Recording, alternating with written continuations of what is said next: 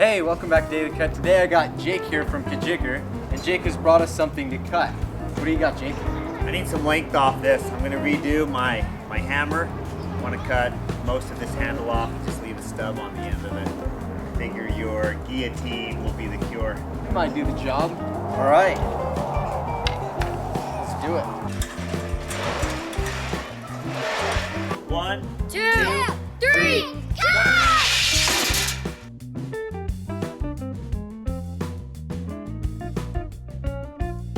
Look at how far it went through. I mean, it wrapped around. See those fibers? Those are some strong fibers. 1, 2, 3, cut.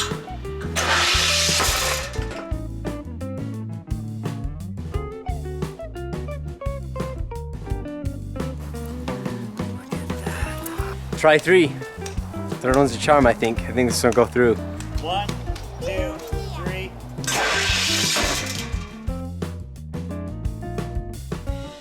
All right, so the guillotine on the first cut went through the plastic, some of the fiberglass, and then the second cut went through a bunch of fiberglass. Third cut, it went through the rest of it. It's so good to know what it's made of. Yeah. What it can actually withstand.